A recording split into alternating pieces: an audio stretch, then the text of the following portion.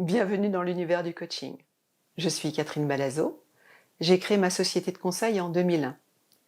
J'ai passé la première partie de ma vie professionnelle dans l'automobile. D'abord chez Mercedes comme directeur financier, puis chez Smart comme directeur général. Et puis l'envie m'est venue de me lancer seule dans l'aventure. Alors pourquoi j'ai choisi ce métier? D'abord par expérience personnelle. Quand mon investisseur a vendu le groupe Smart, j'ai senti une forme de rupture avec mes collaborateurs et j'ai assez mal vécu cette période. Aussi, j'aurais bien aimé être accompagnée. Et puis, peut-être par prédisposition. J'aime écouter, questionner pour clarifier les idées, les comportements, et puis aider à ce que tous les acteurs soient contributeurs de la réussite de l'entreprise. Je suis aussi très engagée à la CPME et au CJD, réseaux dans lesquels la solidarité est très précieuse. J'interviens en entreprise quand le dirigeant a besoin d'une aide à la décision avec un avis extérieur. Mon rôle est de l'aider à faire émerger ses idées, son ressenti, et puis d'envisager la situation sous des angles différents. Ensuite, de passer à l'action. Et puis, évidemment, ce sont mes clients qui parlent le mieux de tout ça. Aussi, on va leur demander ce qu'ils en pensent. Bonjour Patricia. Bonjour Catherine. Est-ce que tu peux nous parler de ton activité? Bien sûr. Donc, je dirige depuis 25 ans une société que nous avons créée avec mon époux qui s'appelle Marketing Lab et qui est une structure dédiée au monde de l'immobilier et à la promotion en particulier. On gère les appels entrants et sortants pour le compte de promoteurs, 7 jours sur 7, de 8h le matin à 20h le soir. Et pour ça, nous sommes entre 45 et 50. Dans quel contexte tu as fait appel à moi? Au niveau du calendrier, c'était au tout début du confinement. Parce que c'était un choc pour tout le monde. Et que c'était en cumul avec un souci lié à la résistance au changement de mes équipes. Nous avions beaucoup grossi, nous étions plus nombreux. Je devais mettre en place une hiérarchie intermédiaire, une répartition des postes, et je me suis perdue. Je travaillais trop, j'y voyais plus clair, ça créait des conflits en interne, et j'avais vraiment besoin d'aide pour que les choses soient gérées sereinement dans une période qui était très critique, puisqu'il fallait gérer les absences, les présences, le télétravail, le confinement, etc. Quel bénéfice tu as tiré de cet accompagnement? Alors, le premier bénéfice, c'est que j'ai appris à me connaître moi, connaître mes limites, ma façon de fonctionner de façon plus objective, gérer mes émotions, et d'accepter que les autres ne fonctionnent pas comme moi et qu'il fallait s'adapter dans mes demandes à la personne en face, être moins exigeante, plus claire dans mes attendus, prendre plus de temps pour expliquer, avoir un retour d'information avant de sanctionner ou de m'énerver, puisque j'avais quand même tendance à beaucoup m'énerver. J'espère que mes équipes ont apprécié le changement. Qu'est-ce que tu donnerais comme conseil à un dirigeant qui hésite encore à franchir le pas? Il faut le faire. Ça permet d'exprimer ses mécontentements, ses craintes, ses angoisses à quelqu'un de neutre et d'appréhender les choses différemment, avec un autre regard, plus objectif, moins géré dans l'émotion, moins dans l'immédiateté aussi. Et donc c'est très utile. En tout cas, moi, c'est ce que j'en essaie. Merci Patricia. Au plaisir. Patricia m'a été envoyée par Didier Moindreau, président de la CPME 91. Elle était dans une situation d'urgence liée à la Covid et elle avait besoin de soutien, d'écoute pour pouvoir retrouver l'envie et la force d'être dirigeante. Je suis avec Jean Damien du groupe Ricobono. Jean Damien, est-ce que tu peux nous parler de l'activité de ton groupe? Donc le groupe Ricobono, c'est 180 personnes, c'est une entreprise familiale qui vient de fêter ses 120 ans. Notre cœur d'activité, c'est l'imprimerie depuis le début. Maintenant, on a d'autres activités qui sont l'édition avec des journaux d'annonces légales, de l'impression numérique grand format avec de la décoration, de l'enseigne, de la signalétique, du site web, des applications, un groupe de com au sens large, incontournable sur la région PACA. Quelle était la situation début 2019 ? Il s'agit d'un groupe familial qui était co-dirigé avec mon père, mon frère et moi.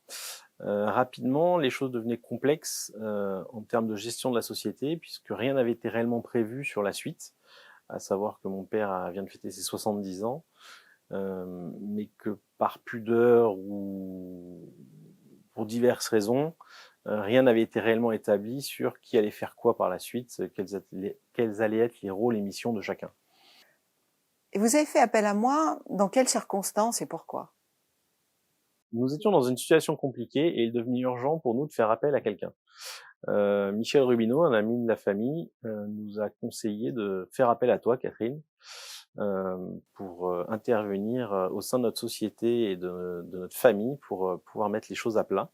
Le monde de l'imprimerie évolue tellement depuis ces 10 dernières années qu'il devenait primordial pour nous de restructurer le groupe et de redéfinir les responsabilités de chacun afin de prendre des décisions importantes pour faire face à ces nouveaux enjeux et apaiser les tensions familiales. Quel conseil tu donnerais à un chef d'entreprise qui n'a jamais osé faire ce genre d'accompagnement ? L'entreprise, par définition, a la tête dans le guidon et ne parvient pas à voir son environnement.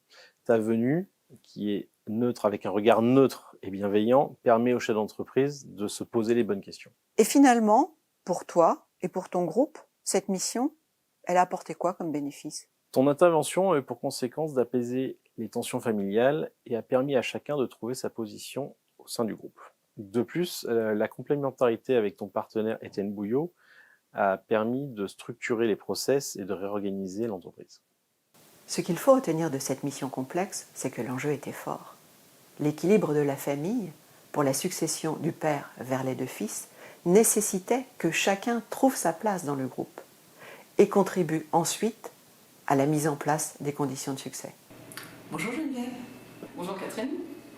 Geneviève, est-ce que tu pourrais nous parler de ton activité ?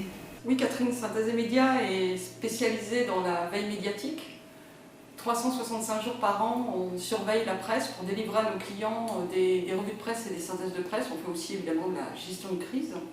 On bosse 24 heures sur 24, quasi, ce qui pose un défi permanent humain et technique.